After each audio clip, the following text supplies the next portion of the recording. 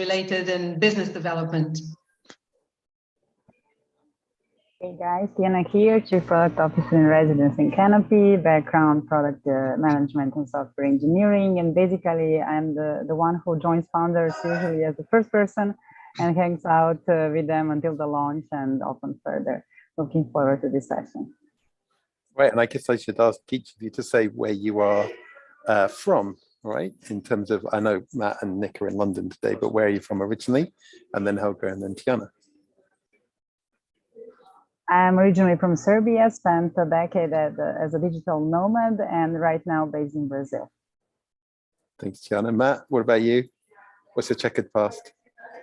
Cornwall, through and through. So Cornwall in the UK, but I'm up in the Big Smoke in London today. Yeah. And of course, it's London Tech Week, right? Yes, that's exactly why I'm here. Nice, nice. Nick, what about you? What's your checkered past? Not that checkered, but yeah, currently up in London as well with with you guys. And I come originally from Bristol, and I've moved down to Devon 20 years ago. So I've fetched up in Exeter. Okay, fantastic. Helga, any checkered past in there? I'm Portuguese, British, originally born in Luanda in Angola, and now back in Portugal, Lisbon. I think, Helga, you probably win the prize for that. That introduction. That's brilliant. Thank you for that. All right. So first question is a digital marketing thing. And then I guess we'll start at Nick and see if anybody else has got something to add. So I was asked this week by one of the startups to include in here a question. They've got some pre-seed funding. They've got their website up and running, and they've spent some money on some Google ads and some Meta ads. And what they're finding as first-time founders is they're not quite sure what to measure, but they're starting to see that they get a 10% conversion rate in terms of the ads that they put on Google, a 1% conversion rate of the ads, the targeted ads they put on Meta. That's how they described it to me. And that when those ads turn into people onto the site, they're getting a super, super low conversion of that traffic. So the first question they'd like to ask is, what should they be measuring? And the second question they asked was really, they've got Hotjar working on the website, but they don't really know how to make a system to improve the efficacy of everything they're spending money and doing on. So I guess it's fairly open. But Nick, what's your guidance on this sort of stuff? How do you approach it? Yeah, so the way I approach it, I mean, is I kind of think of in three buckets: acquisition, behavior, and conversion. And acquisition being, how do you get people onto the site? Behavior is, what are they doing the things they want to do on the site, and they're going to the right pages. And then finally, obviously, is conversion as being the ultimate goal. Once you've got those kind of things in place, and I will talk about measures in a sec, you work backwards. So you need to have good measures of what you think is a conversion, not what Google thinks is a conversion. So it sounds like for them, a conversion could be someone buying something, or possibly a lead. I don't know exactly what because obviously after the lead, could be a sales process, and that conversion could go even lower than that. Yeah, so they're like a little subscription site. They've got some content which they want people to subscribe to. They do a 14-day free trial, and then it's $4.99 a month for the content, which is really around recipes specific to families and children. So what they really want people to do is to sign up to what they call their premium product with the 14-day free trial, and then convert into to long-term subscribers. Yeah, so I guess, I mean, there's a number of ways of answering it, and I think I'm sure some of the other guys could chip in here as well. Firstly, I'm a bit concerned when you're entirely relying on ads as your way of getting traffic. Often it's quite an expensive way of doing it. Ultimately, you would the least expensive traffic, other than referrals or people who already know you, but you've already done the work to find them in the past, is things like organic. Organic traffic is going to be better value for you in the longer term. And that's really involves you looking at your site, looking at keywords in the market, what people are searching for, and trying to match your content on the site with what people are searching for. And that's one way of actually then giving you another form of traffic, which isn't necessarily expensive.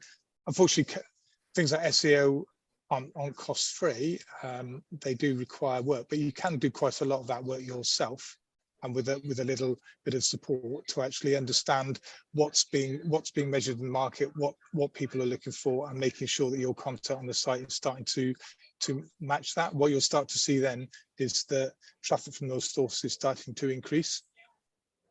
Okay.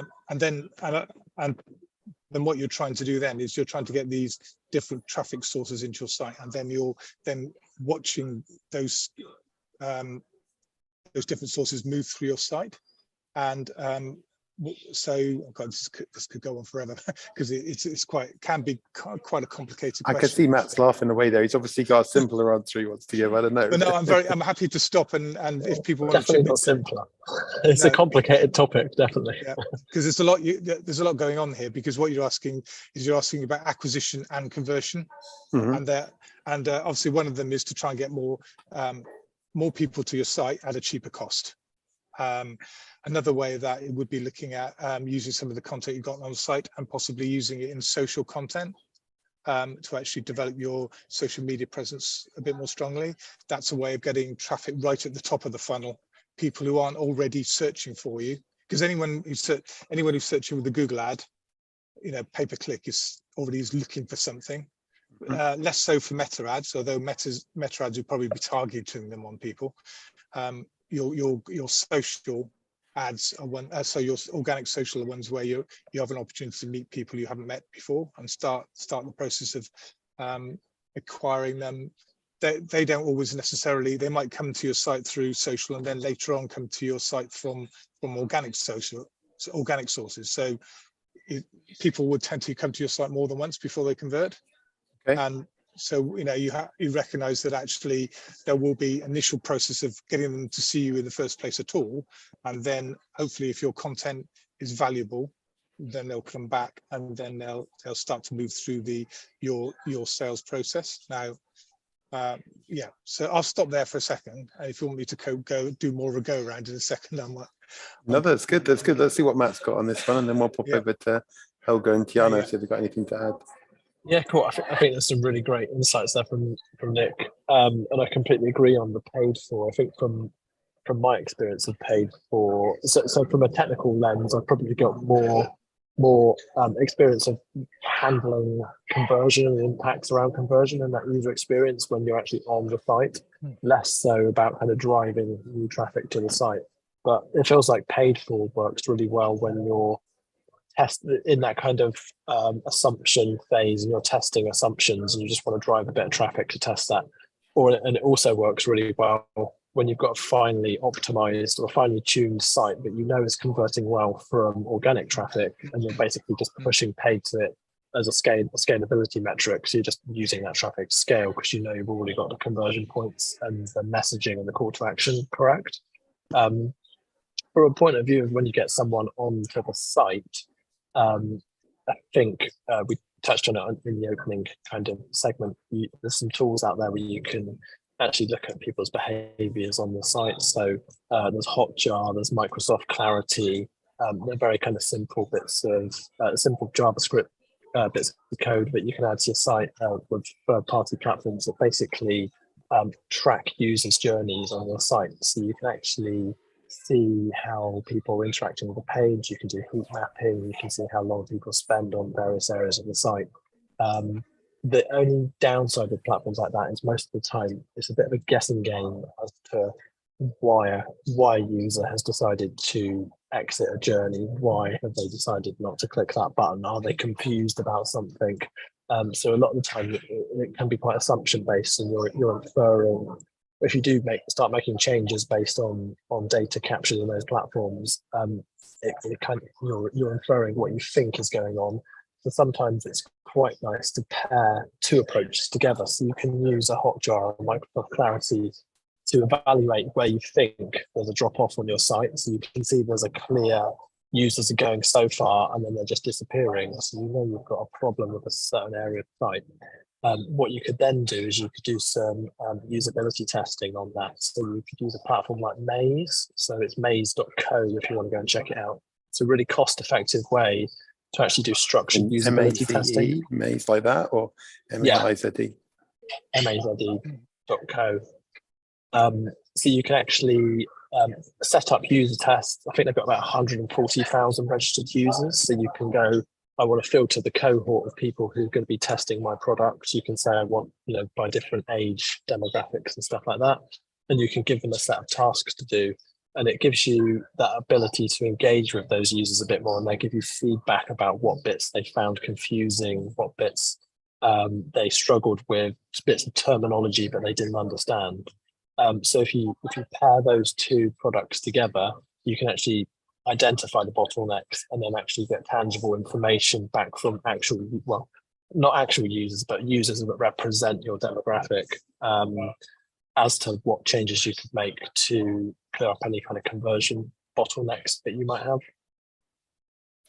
What do you think to things like landing pages and A/B testing of landing pages and putting unique landing pages at the end of, say, a Google ad, something different to what goes at the end of a Meta ad, and these kind of orphaned landing pages that can't really be clicked through to from the main site, but that starts a journey? What do you think of that sort of stuff?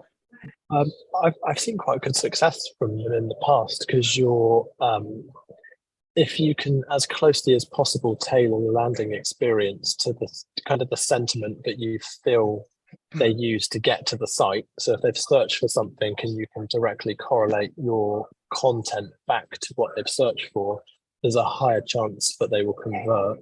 And there's also, if you can kind of convey all of your clear messaging and a kind of a succinct value proposition on that landing page, you literally don't need to navigate anywhere else, and you can concentrate the user journey on converting. Can I just add something to that? I totally agree with what Matt was just saying there, and I think those can be very effective, because you can, as Matt says, you tailor that sales message up front, and when the key thing is to make sure the experience on that page is exactly what they expected. So you're saying everything that they thought you were going to say when they get there, and then you've got a good chance of converting. The thing about A/B testing is that you need enough traffic, because actually you're often measuring, you don't want to necessarily go, well, it's 50-50, maybe it could be a bit risky, particularly if you've already got some traffic, because you don't want to lose half of it if it's a failure. So if you don't get much traffic, you're going to find it could take a while before you actually get any results. So if you can pour a lot of traffic onto a page, you can get your results quite quickly. But there's a risk that it could take ages before you actually get, and something else could have changed in the world, which kind of messes up your thoughts. One other thing, just to add to actually Matt was saying about Google Ads and how they test assumptions. What you can do is you can go into the search terms element of your Google Ads and see what actually people were actually typing in to get to your ad. That is really very valuable if you want to start creating a keyword list for SEO, because you actually got an idea of what people are actually typing in to actually get to in the first place. So that could be a useful source of SEO information. Tiana, you got something to add? Yes, I want to mention that there is part of the funnel that is, let's say, purely marketing, impressions of the ad, click-through rate, etc. But then once marketing people throw the users on the website, then there is this part of the product management funnel in a way that we set up as well. For example, right now I'm working on a generative AI product. So how we do it, once people come from the ad to the website, already on this landing page, homepage, we have an input field where the user can click generate. They need to leave the email address, so they're already on the mailing list, in order to see this generated document, slide, whatever version of what we are offering to them. Then we offer them to play with this without creating an account on our platform. Of course, we need to understand which options we're going to give to them, which ones are interesting to tease them, but not to give too much, so this is like already the product management part of the thing. Then they sign up as an account, the free account, so the free account of the premium model. Again, they have some additional options, but not all. And then eventually we try to upsell the premium option for them with all the possible templates, features, etc. So there is also this part of the funnel that is not even just marketing anymore, but it's on the product side, and you're trying to think which options we should give away and not. And people who decide to just play with the tool but not really create an account, we try to message them on the mailing list in one way. Then people that actually create the account but they're still not opting for For premium, we are trying to upsell using different types of newsletter, etc. So there is the marketing part of the funnel and then the product part of the funnel that we need to think what kind of options and features, etc. we want to give in each step of the way. So I think this is where we need to collaborate even closer with marketing than ever. And another thing about the Hotjar that was mentioned as a tool, we use it for recordings. It's super nice to see how people use your tool and where they get confused, what's not clear to them, what makes them lose patience, etc. And then you can improve your features and UX of the existing features. And also talking about the AI now, because the competition is so crazy and things are showing up every day, new products, there are many people who are going to land on your product page on your website from one of those top 10 lists. So imagine they're going to open 10 tabs. If they need to create an account on each one of them to try out the tool, they're not going to do that. So you need to offer something without even creating a free account, because just giving away a free account is not good enough, because they're not going to create an account just to test all the tools from, for example, this list. So it's really important to offer something for free even before the freemium starts. It's like this nowadays. Okay, thank you for that. Helga, any experience here to share? I love that we have people with such different profile to mine, because hopefully what I'm going to say here is a little different. I feel that this is a bit of a loaded question, because to me it's a question that really starts in the middle. I think Matt was kind of hinting to that. There's so much that really will have happened by the time we are now talking about inbound marketing. We've got to assume that people hearing us are not all selling subscriptions B2C or e-marketplace where inbound marketing makes more sense. There may be people that are selling more commodity-based products, others that are selling more premium, differentiated, value-based products or services. And so inbound marketing really is a key activity for prospecting and lead generation, but it's not a silver bullet. And I feel, and I see this a lot, how a lot of people put certain expectations on inbound marketing and throw all of their resources or a skewed amount of their resources into inbound marketing, and then they don't quite understand why their conversion rates are so low. And Nick is absolutely right. We have no idea what conversions rates here our friend who's asked us this question is actually referring to, because there are many different types of conversion rates. Is this a conversion of somebody who's visiting to what? To buying, to taking a subscription, taking the freemium, taking the premium? What exactly? So it has to make sense to that business. So the reason why I'm thinking that it's a loaded question, and so much else has happened for us to get to this conversation, what I mean by this is some very key things, like, for example, what product or service are you actually selling? Is it a complex sale? Is it a commodity? What is the buyer's journey? What is the journey that your buyer makes? This is a key fundamental question that you as the leader of a business needs to answer above even talking about inbound marketing. Because if half of your clients are not in your radar, on Google Ads, or they're somewhere else, then that's where you need to be, right? So I'm just kind of trying to be a little bit more generic and not just thinking about a subscription-based business.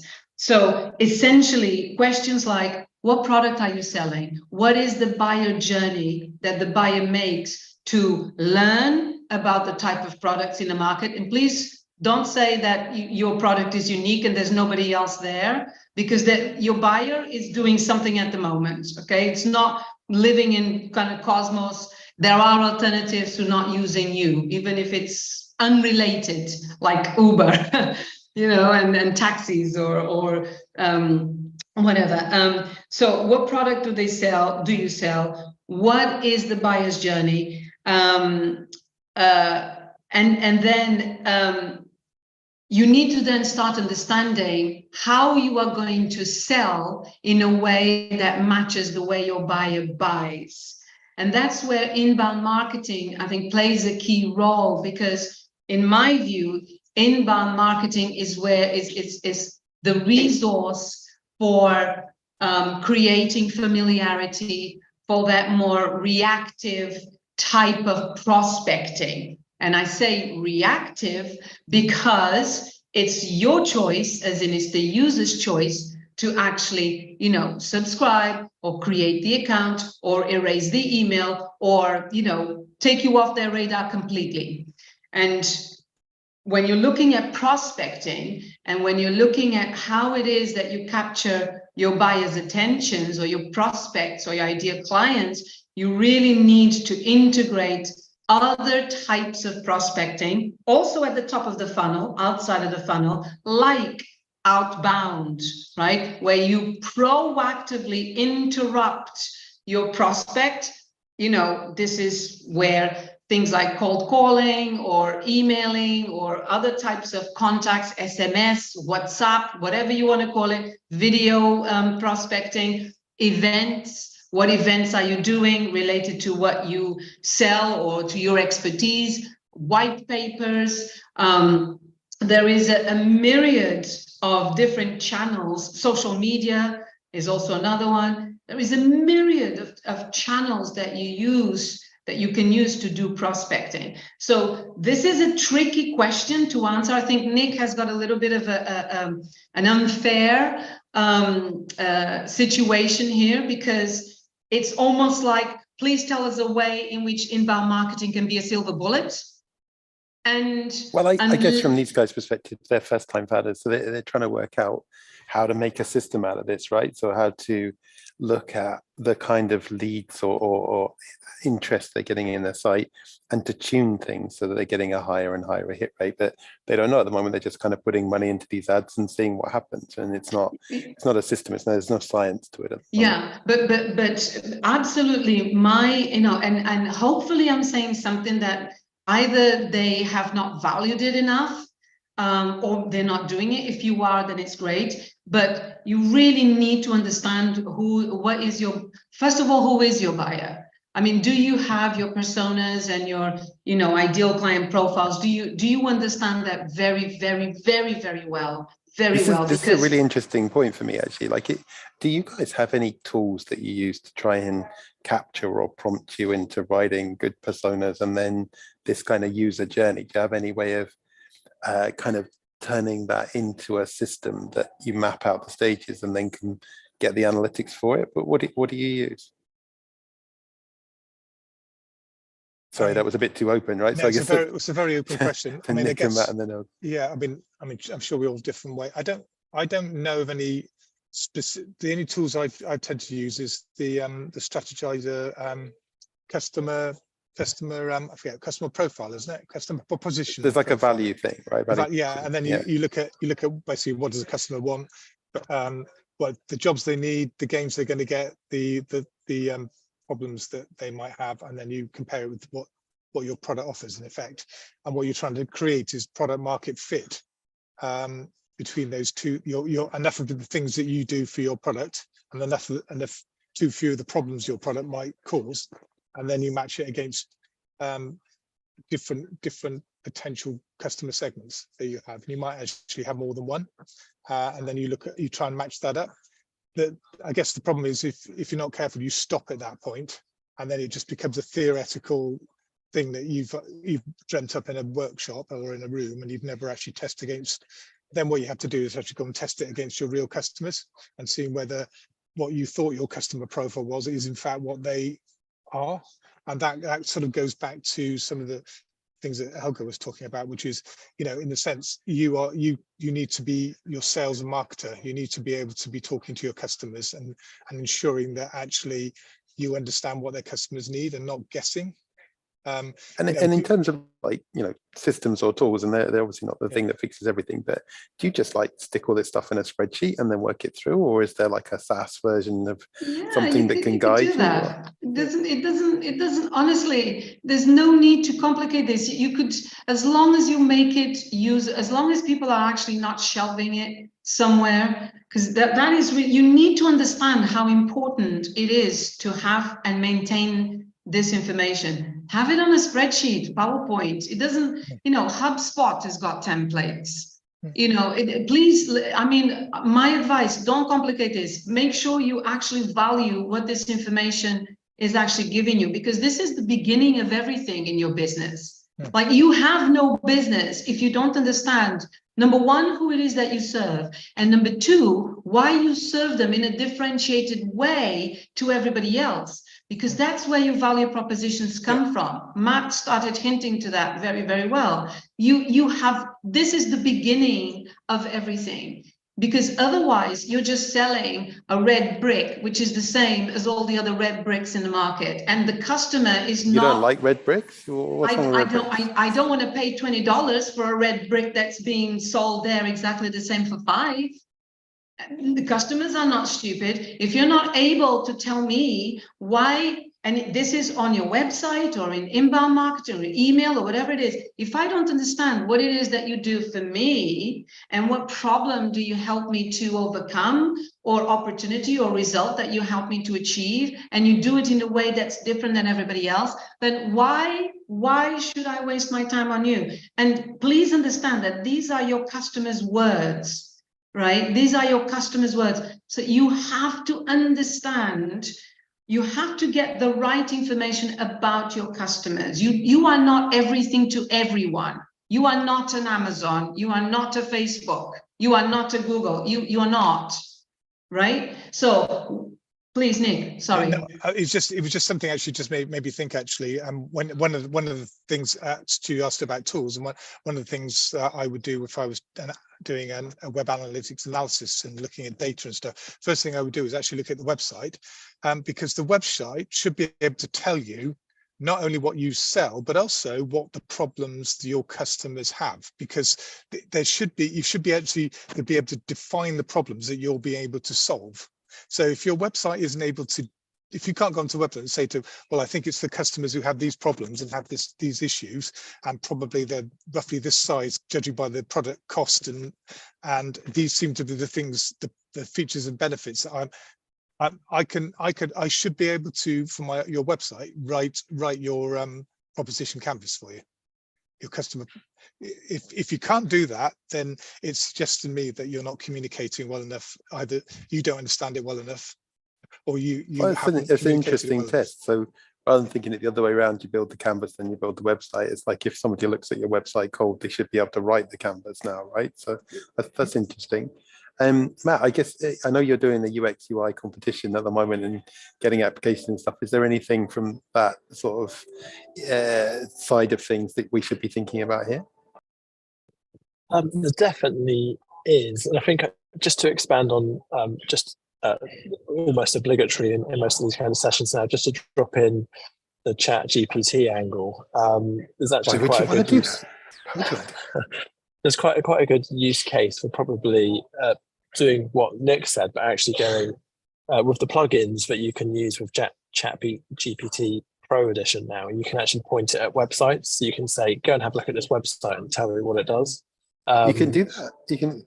Is that with the GPT like 4 that's crawling the web as well, or is it a different? Yeah. So if you've got GPT 4, if you've got a Pro account with OpenAI, then there's now a whole load of plugins that you can install, and some of the plugins are talk to a PDF or go and browse the internet.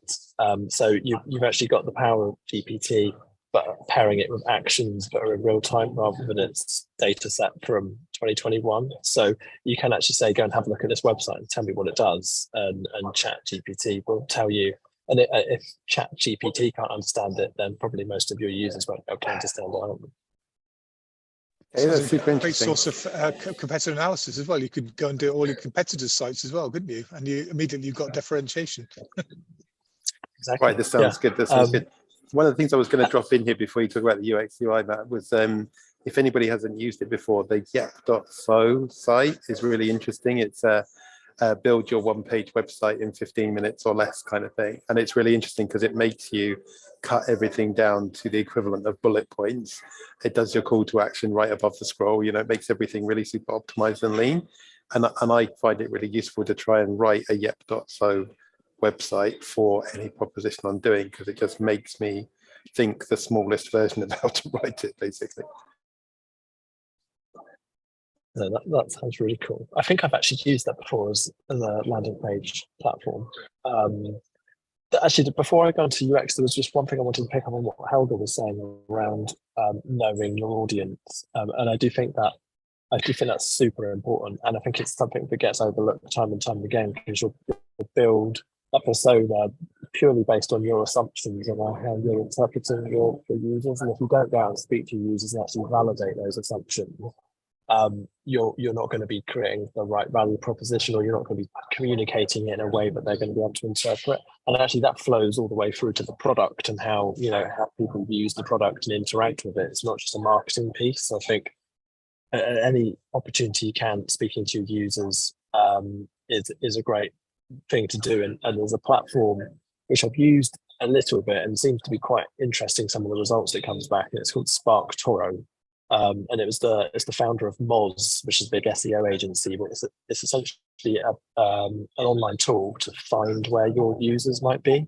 So you can put in some of the themes of your website, and it will say users who are going to be engaging with X idea will generally follow these Twitter accounts, they hang out on these kinds of websites, they listen to these kinds of podcasts. So you can actually understand your audience, where your audience is engaging online, and that actually might help feed into some of the processes around your marketing as well. From a UX perspective, I think there's quite a few things that should definitely be factored in when you're building your landing page. There's always considerations around just making it as simple as possible. So if your conversion is about capturing information, so like a lead generation form, don't go over the top asking every single question. Keep it as lean as possible. If you're asking for their business email, you also need their company name, because you can probably figure out their business from their company email. There's just, you want to keep it to a minimum, to a maximum of probably 5 fields, but less is much better. And also, I think from a UX perspective, factoring in things like accessibility, so making sure that from how users engage, being as inclusive as possible, and making sure that a very basic level kind of color contrasts are going to be meeting AA standards or WCAG 2.1. I mean, you're getting quite geeky now, right? If I'm a Squarespace user, there's no way I'm looking at stuff like that. How do I assess it? How do I measure it? How do I work it out? There's some if you just Google kind of online accessibility checker, there's some free ones out there that do kind of a fairly good job of the low-hanging fruit. So things like color contrast, and is the copy size on the page big enough for people to read, those kind of accessibility guidelines. So I think from a UX point of view, definitely making sure that's considered as part of your UX journey is something I'd recommend.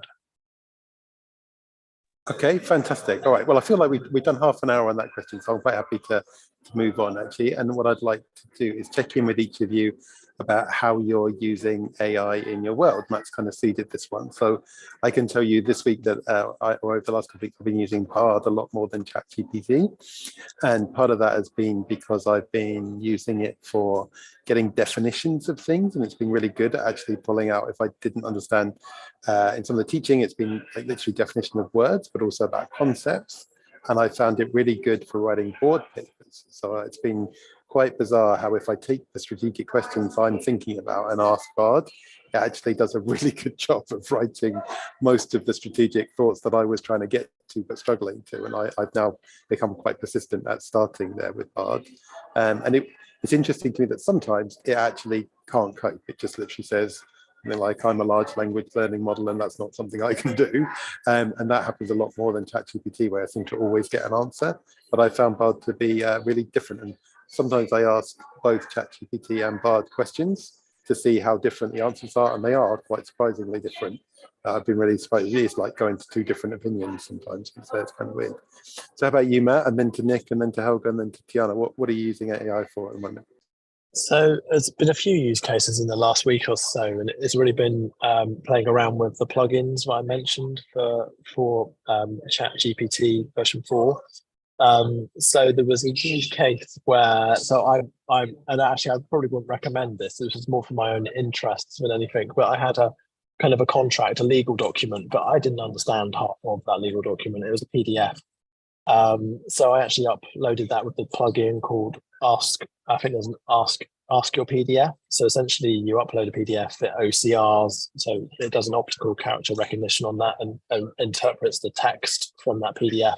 And then you can literally just start typing English-based questions that I understand as a non-legal person, and it will do its best to interpret the document and come back with answers.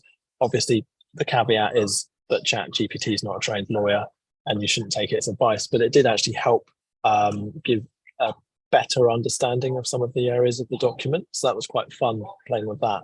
And how do you get to these plugins? You said you need a ChatGPT Pro account. Well, I got one of those, but I don't have plugins. So how does that work? Yeah, so if you go to ChatGPT 4, so you've got your toggle 3.5 and 4. If you go to 4, there's now a drop arrow on 4. If you hit the drop arrow, you get plugins and you can install plugins. I think you might have to switch on a beta mode before you do that. This used to be developers only, right? You need to be approved into this before. Is this just something? Now it's public release if you're a paid for pro member. I sense a project now. Fantastic. Okay. Yeah. So the other thing that I did with it was I've got an R&D tax claim to write. So what I did was I used the plugin where it can go and use Bing to search the internet or read a URL, and I gave it the government guidelines on writing R&D tax claims, which were available on the website. Really? Yeah. So I said, go and read these guidelines, and then I prompted it with 5 questions, the questions that my R&D tax agent was asking me, and then I went through each question in turn and copying and pasting the various elements that I wanted to cover, and it made up much of the narrative, and I just had to, it probably wrote a good 50 to 60% of it for me, and I just had to fill out some of the gaps. So that was a big time saver. Amazing. Thanks for that. Nick, and then Helga, and then Tiana. Oh, blimey, I'm a right slow horse compared with these runners and riders, to be honest, in terms of my use of it. I've still got my pen and paper. I'm doing fine. Is that what you're saying? Kind of. No, I've started to use it a little bit, and I've kind of used it as maybe to create structures for reports and that kind of thing, and helping my thinking of how I might structure answers, but I haven't really used it so much on the content. So I'm kind of curious to try that a little bit more. I'm a bit nervous about all these hallucinations, Matt, that it might be having. That's yours or the AI ones? No, worried about. It could be either, but in this case, I was talking about the AI. Okay, fair enough. All right, Helga, what about you? How are you using AI at the moment? So there's been a couple of different ways that myself and my team have been using it. Me personally, I've been using, believe it or not, for Sales Shaker. So it's this event that I'm putting together, and it's helping me to answer media questions because media can be a little bit wide. The questions are quite wide, and I'm really trying to kind of focus my answer on what could be relevant to a particular audience. So rather than talk about everything and anything, I want to structure my thoughts and just pinpoint certain key analytics. And so I look for these ideas on ChatGPT. So for example, I'll give you an example. What are the biggest corporate challenges in the CPLP region, as in the Portuguese speaking regions, territories? So I tried that out, and it was very interesting to see those answers, because they're countries with very specific economies. So I drilled down on that, and that was very interesting. Then we turned around and we used ChatGPT to help us with a really weird problem. We couldn't figure out how to build a form. Don't ask me about maths. I will not be able to tell you the technical side of this, okay? Because this was done by my team colleague. But we couldn't, for the sake of it, we couldn't figure out how to build a specific feature in a form inside the website, okay? And it was just driving the technical, my technical colleague crazy. So he thought, okay, let me just try ChatGPT, right? It took him, his question was an entire A4 page, right? Because there was a lot of, he really had to think about how to ask the question, and it took him a long time to get it. It was a page long, and guess what? Once he got the question right, it just gave him the code. So it gave him a working form that we now put on the website as well. It was crazy. It was incredible. Oh, that's super Absolutely cool. incredible. But I guess it emphasizes the fact that you've got to know how to ask a question, right, to get a good answer, as in life, but also in AI terms, right? Okay. Oh yeah. Okay. Tiana, what about you? How are you using AI? I know that most of the people start their writing by using the bot and then polish the article and remove the writer's block in that way. But actually, I usually write because I get inspired and I love that process. So I just go with that and write everything that I have in my mind. And then I use the ChatGPT. I ask a couple of questions regarding the title, subtitles I used in my article, etc., to see if maybe I missed on something. And also sometimes it happens that as ChatGPT is usually mentioning the common beliefs, that maybe I'm not so much in favor of those. And then if I see that that's the case, then I make sure I mention enough arguments for my own opinion in the article, because I realize that there might be some like a lot of readers thinking a different way or reading somewhere else something written in a bit different way. So then I make sure that I'm extra clear on those points there. Maybe I'm mentioning something a little bit different than ChatGPT was like emphasizing or similar. So usually I use the bot at the end of the writing process.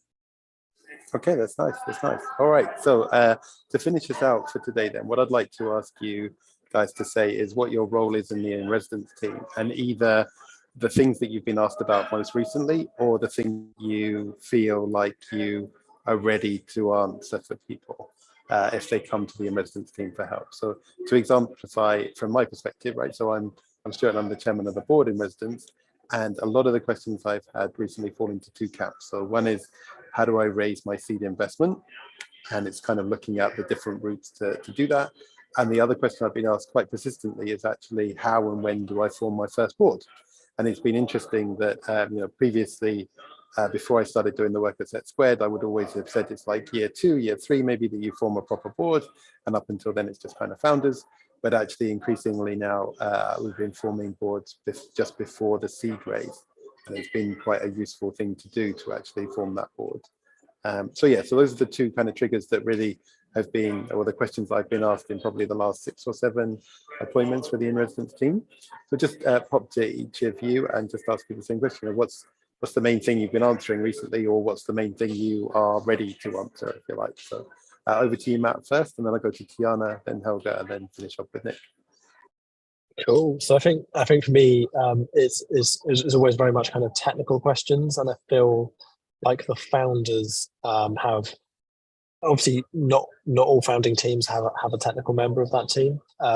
So the founding teams without a technical co-founder will generally come with. So I guess that is the kind of the two questions that I get. I get the more technical founders who probably are thinking longer term into the future.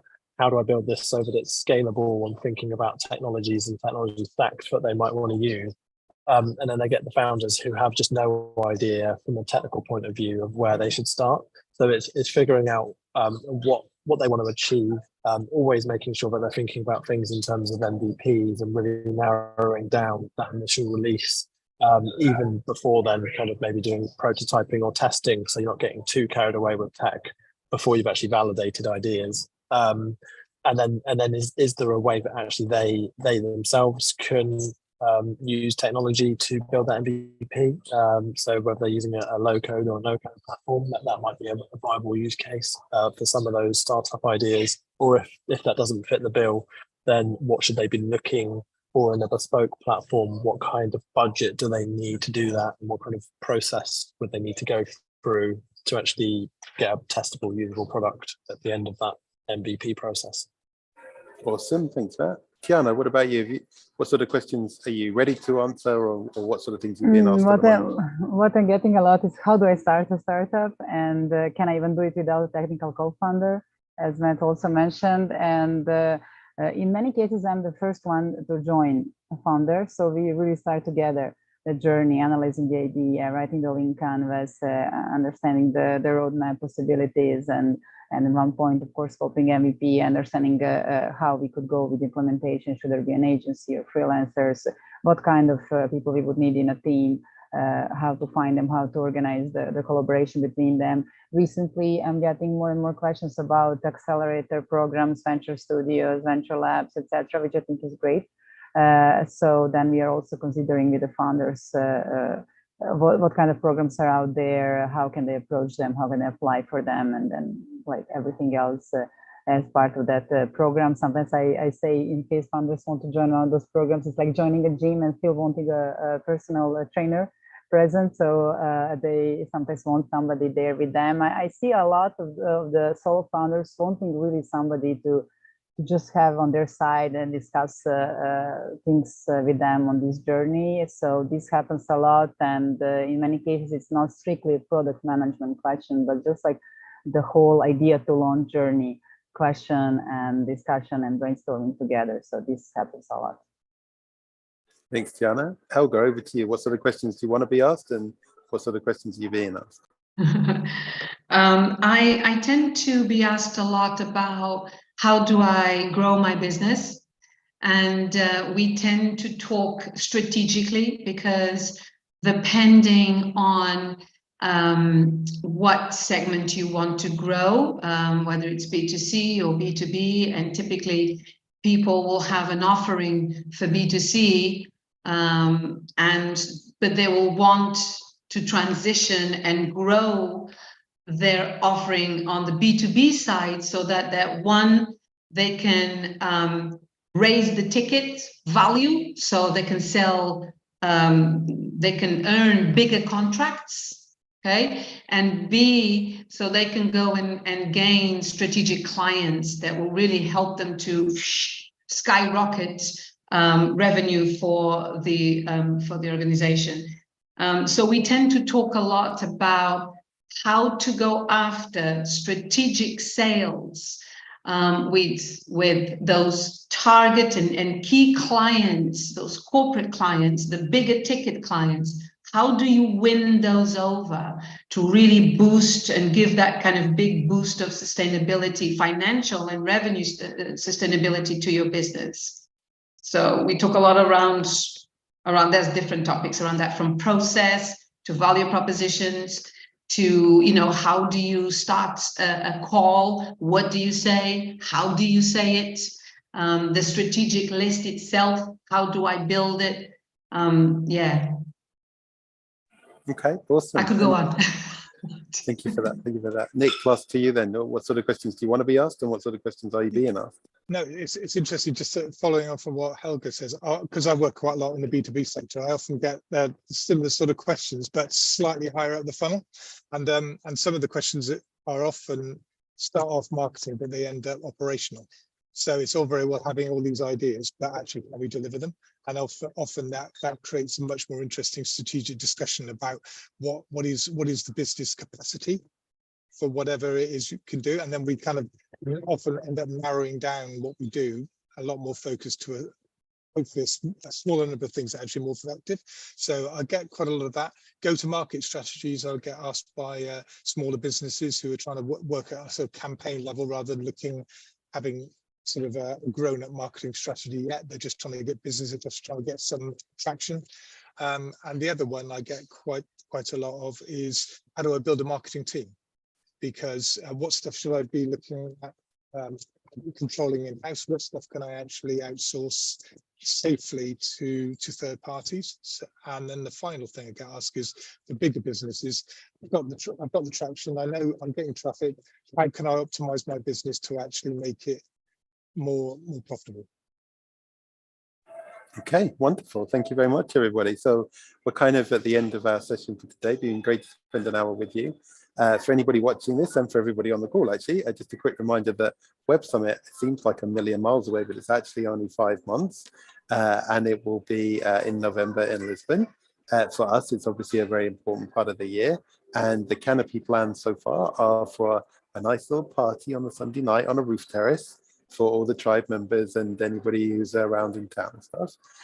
Then we're going to have a mini accelerator program on the Monday for people who want to become investment ready. And so we're going to help them in one day to kind of shift the needle on that and be ready for all the investors they want to meet during Web Summit itself.